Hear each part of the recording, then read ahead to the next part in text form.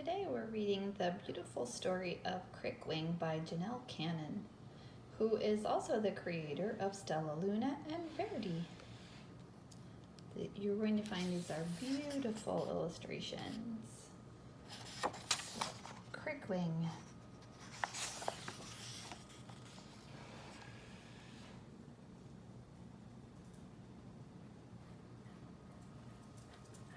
Far below the great forest canopy lies a shadowy world that many insects call home. Among the damp clutter of fallen leaves and branches, leaf-cutting ants toil all day while large cockroaches await their evening search for food. One cockroach had looked like all the others until a close call with a hungry toad. In his wild escape from the toad's sticky tongue, he had twisted one of his fine long wings. Since then, everyone called him Crickwing.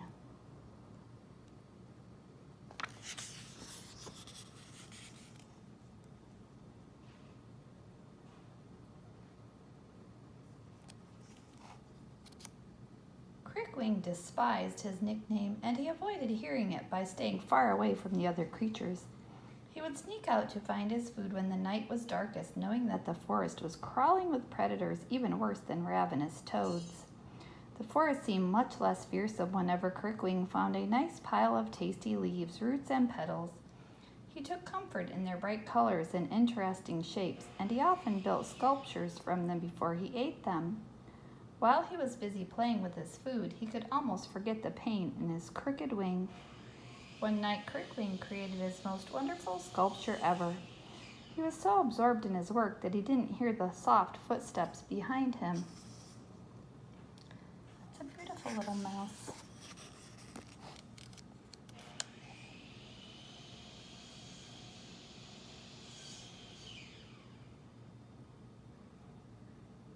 He looks like a clever cockroach.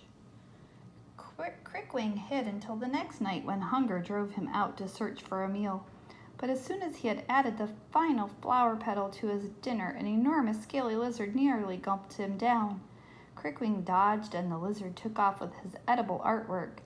Another masterpiece ruined, Crickwing panted. I'm starving and my wing aches. I don't know if I can take this much longer.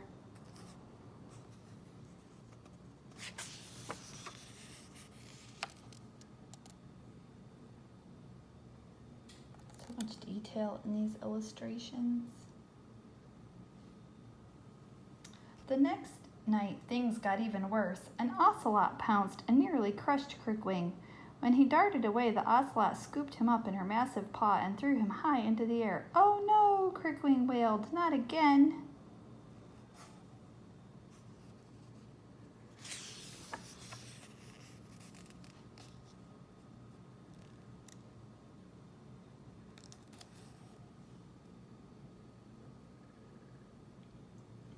When he landed, Crickwing scrambled about in a panic and leaped into a crevice under a stone where he collapsed in angry tears. "I'm so tired of having to run from giant predators," he seethed. "I hate being so small, and I hate never being able to finish a meal. I'm a mere exoskeleton." Through the long night, Crickwing's wing throbbed as he waited in his hideout.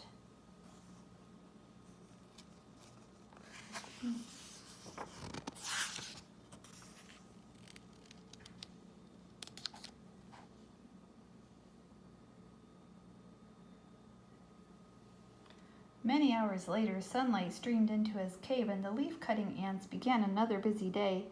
Thousands of the tiny workers carried large slices of leaves back to their colony.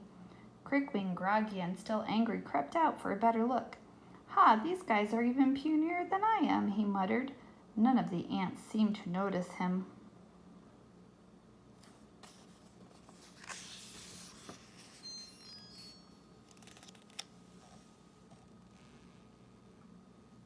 Crickwing inched closer. "There's something about these antsy critters that just bugs me. Why isn't anyone bothering these little twerps?" He placed a spiny leg across the leafcutter path. "Well, let's see what happens now," he chortled. "Have a nice trip. See you next fall."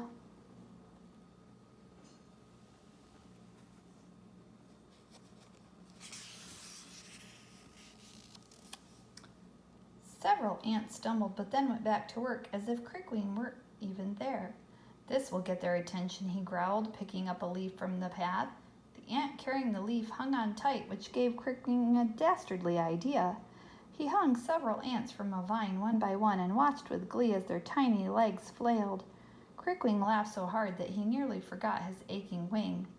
That night, Crickwing wolfed down a sweet flower bud, not even noticing its dazzling purple color. He had work to do. Aw, poor little ants. I wonder what his work is. Right in the middle of a leafcutter trail, he dug a deep hole in the ground. Then he crouched behind a rock, waiting to see what the ants would do. In the very early dawn, the ants rose as usual and went to work. When they returned, their cargo clamped in their jaws, they could barely see their way. They plummeted into the trap, piling into a great green heap. Those muddling molecules are so easy to fool, snorted Crickwing.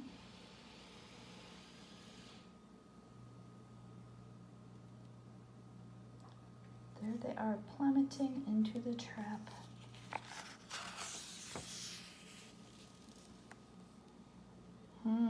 This looks like a serious meeting. Back in the leafcutter colony, the queen of the ants called a meeting. This week's production is down, she barked. What on earth's going on? It's a cockroach, your highness, stammered Tara. He's picking on us, added Gravel. No cockroach meddles with our colony. Seize him, ordered the queen.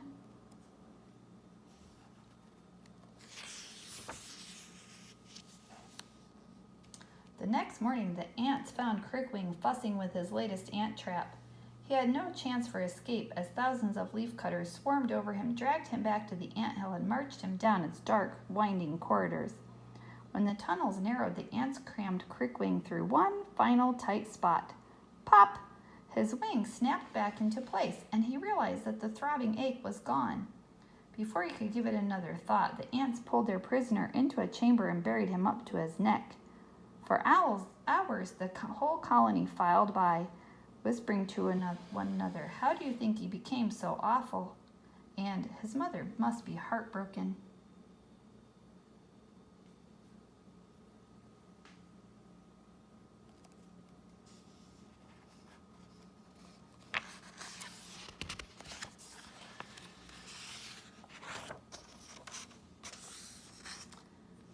That big oaf showed up just in time for the annual peace offering to the army ants, crowed the queen. There's no way they'll attack us if we hand this hefty no-gooder over to them. Truss him up like the fat turkey he is and ship him out.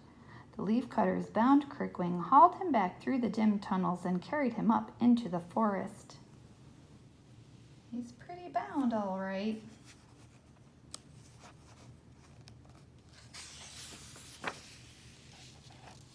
The ants hiked in silence for a long time.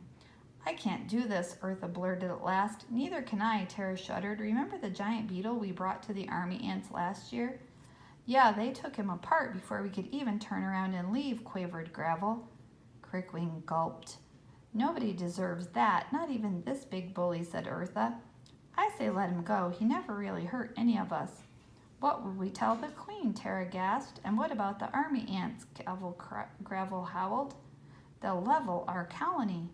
"I just can't watch them shred this guy," insisted Eartha. "We'll figure something out on the way back. Let's go."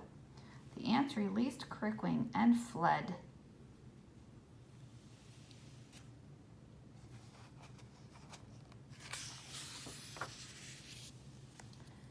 Crickwing was stunned. The queen is going to have their heads, and the whole leafcutter colony is now in serious danger, all because of me. Now that his wing no longer hurt, he could think clearly. I have to do something, but what? And then Crickwing had a brilliant idea. "Wait, wait," he yelled, racing after the leafcutters. "I can help, wait." He described his plan, and the ants listened carefully. "We'll have to move quickly, but if every ant pitches in, I think it'll work."